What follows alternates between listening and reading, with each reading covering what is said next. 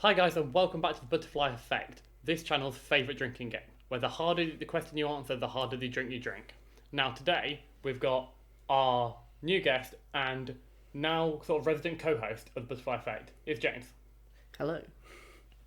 We have our lovely assistant Phoebe behind the camera who'll be asking us different questions as the drinks get harder. With each question that gets asked, a different beverage will be consumed, with each one having a higher alcohol percentage than the last one. And so our first drink's already been poured. We're starting off with a VK for our first question. Cheers. Cheers. We've got a nice question first. Just what was your favourite thing about the other person? He said easy question. What's this question? It's a nice question. Henry's sense of humour. James's ability to grow a beard. I wish. It's ginger at the moment and I'm very sad. At least you don't have a bald patch stripped down the middle of it. A little bit. Yeah, that's not bad. Which side have you chosen in particular this week, James? I've got the rather lovely Thatcher's Gold. It's nothing like too special, but it's quite good. My first ever try of a VK tinged Thatcher's Gold. Just as a warning, by the time we get to wine, the drinks will just taste really odd. Cheers, Henry. Cheers. Oh, Okay, if you go with anyone on the podcast, who would it be? Good question, that one. That's really good. If it could be anybody who's alive now, like who we could theoretically get on a podcast. I want to say, I think I might go down the YouTube route. I think I'd love to have True Geordie on, or I'd love to have Callux. Maybe. I think his videos and his stories are just really, really good. So for me, I think, I don't know if you guys will have heard of her, but also on the YouTube scene, but Lindsay Sterling. And so she's an ex something Got Talent, but she's America, I think it was. Yeah, America. But she does hip hop, violin, sort of dancing whilst playing. I really enjoy her stuff. It's very like atypical of like a classical musician, but it's definitely sort of inspired me to a certain degree to do more sort of looping on violin. And I think not so much for you, but definitely for me as a podcast guest, I'd very much like to talk to her. Sounds like a perfect little duo there, Callux and Lindsay Sterling. That'd be quite a good podcast, actually. Yeah. Well, next we've got my favourite. We've got the beer, we've got the Peroni, we've got Classy Boy, we've got Little Lager over here, and Phoebe is going to ask us the next question. So if you could go back to any point in history for a day, where and when would you go? Orange flavoured beer. So, as a sort of history student, or ancient history, but as somebody who studied a lot of different periods in history, I'm really of the belief and sort of quite aware that we are in the highest quality of life, time-wise, that we've ever been. So you're not really going back to live a better life as such. So you just want to go somewhere to have a lot of fun. Yeah. And in terms of having a lot of fun, the Roaring Twenties, pre-Great Depression, For sure, Roaring Twenties, 20s America, I think that would be a great place I to be. thought you'd go back Greek or Roman. They're great, but it's it's dodgy. The thing is, I was Very dodgy. thinking like 20th century. I was like 20s is class, but you've already taken that. Yeah. I was like 30s and 40s is a bit sketchy territory, as is 50s and 60s. So I think I want to go back Reformation Europe. Ooh. I think I want to go back to like sort of like Reformation, Plague. Renaissance Italy. Yeah. I think it would be really cool. See like Michelangelo and Da Vinci and the other Ninja Turtles. See them all painting. It'll be class. Brilliant. Okay, so next up we've got Henry's special round. Oh, Henry's mystery round. I think you're Henry's mystery round. My bad. Dragon soup. So you can do the honours. I once had this very hammered at a house party. It was the only time I've ever tried it, and I remember liking it. And so we're going off of that for it being a nice drink. Yeah, this could be a big mistake, but we'll see. Yeah. I'm not gonna lie. I should put this up to the camera, but it's slightly No. luminescent green. You can do that. It looks like toxic waste. If you wanna try something, you This want. doesn't look fit for human consumption. What the? Okay, Henry. Cheers. Cheers. What is your biggest turn on and your biggest turn off?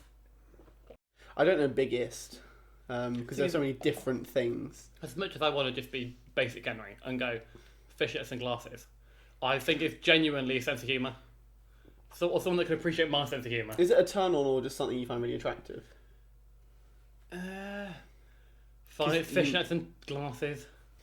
If I had to pick one turn on, then maybe like lip biting. When the girl bites her lips. I think that's really attractive. Phoebe doesn't like when I say this, but when a girl wears glasses, but she doesn't normally wear glasses, so I like fake visually impaired girls. If you always wear glasses, it's no fun. In terms of turn-offs, so obviously this isn't really them as a person, but if just how they act. If somebody's really, really messy on like a night out or something, everyone gets like that occasionally, but obviously just for that night, if somebody's just falling off tables or lobbing ice across spoons, Yeah. it's not really the one. I feel like if someone's really loud, Okay. but like annoying, like irritating. People can be loud and like confident, that's fine, but... like loud in the street. Oh, So when you're like walking to or from a club, and you can just hear some people just shouting constantly, and you're like, why? So we've got Sainsbury's finest, fourth cheapest wine. So your next question, what is the most annoying thing about the other person? You overthink too much. Oh yeah. You overthink far too much. Because me and Jane's very different. I will just go all in very early on, very impulsive, do as much as I can as soon as I can. Whereas James plans everything to the nth degree. I think sometimes he over plans and then doesn't do anything in the end.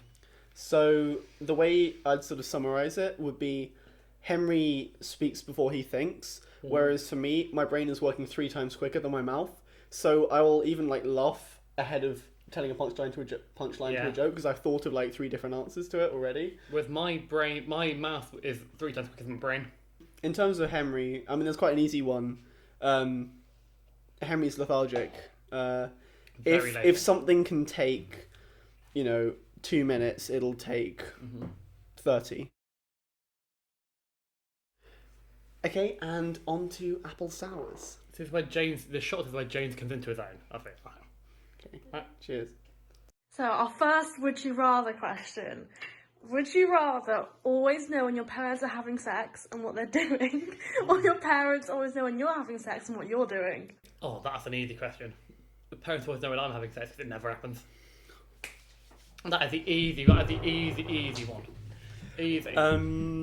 So if we're talking about sort of in the future, I reckon I would probably rather know when they do, because I think that's going to happen less often than me.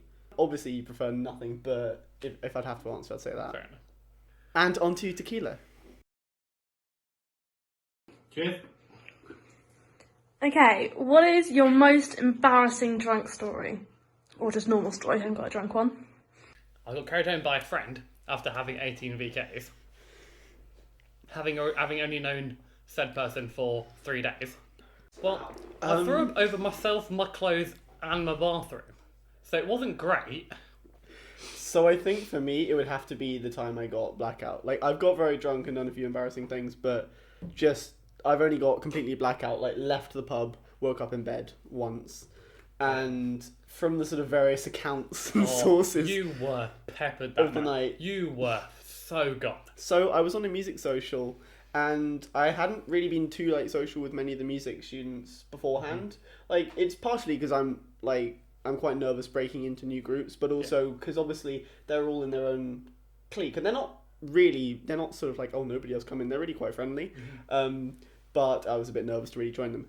Anyway, next day, because this was a music social I'd gone out on, next day I turned up for rehearsal and everyone's like, oh, hey James, how are you? Like, how are you feeling today? So I think I may have made a bit of an impression. Okay, so on to the vodka. Vodka. But I'm going to regret this instantly. Yeah. Okay, Henry. Thank you, go. Cheers. Okay, how much money would it take for you to make porn? Like, full-on porn? It's not going to last more than a couple of minutes, though, so we're both good for that. Poor girl. I know. If she'd been paid by the hour, poor girl. Paid by the minute, she might be alright. Who will it be seen by? It's good on the internet. Openly accessible Making to a home anyone. video for yourself. Can we do it under a fake name? It's on If the I could put it internet. under a fake name, It's on then the it's very internet, you little. can see your face. It's clearly you in the video. I reckon I'd just go 1 million because there are other ways to make money. But if it was, you gave me, I guess, that lump sum, and it was then, you could set up something like an OnlyFans, and you realise that people would continue paying for that kind of thing, then maybe I'd do it for lower and less. But if it was just a lump sum, and I've got to say it, there you go. I reckon 500k. I reckon. I think I go half of what you are. I think I'm twice as likely to do it as you are in terms of our friendship. I would be more likely to subject myself to that. Now it's the final question, and I think I know what the final question is. So I'm terrified by the fireball question. I think it's going to be forever known as. Henry, you have this so full. Okay. 3, 2, cheers. 1. Okay, would you rather have sex with your girlfriend's mind in your mum's body or your mum's mind in your girlfriend's body? So seeing as I currently don't have a girlfriend, this question is a bit easier. Given Phoebe's question, I feel like I'm going to have to envisage that I do sort of have a partner. I don't know, Can you answer first? 'Cause I'm still thinking. So, okay, here's the thing. So I think I would rather have my girlfriend's body and mother's mind because I think it's, for a start, I guess just objectively nicer for me and them, but I think your mum is far more likely, like, the brain just to be, like, cheering you on in a way, as like, weird as it is. Why did you bring that up? I don't know, but, like, they're probably, no, let's be honest. Go on, James, you can do it. No, but Henry, what's the alternative? I'm going to join you and the mum's mind and girlfriend's body, because it's the girlfriend's body. It's so bad, but it's the lesser of two evils, I feel here. But the only point I'm thinking of, if the mind doesn't know but the body does, everyone's safe. Well, yeah, that's not a hard question, But- is it? Exactly. Everyone's aware. But I feel like it's got to be that. Yeah. Okay, well, thank you for watching the second episode of The Butterfly Effect with me and Henry. And we will hopefully have another episode ready for you soon. And also make sure to follow us on all our socials, on our TikTok, Instagram and Twitter, all at The Social Butterfly. And our personals are t.s.b_James or Henry on Instagram. Right, so we hope to see you next time, and hopefully we'll have a brand new guest to join The Butterfly Effect, episode 3. Bye.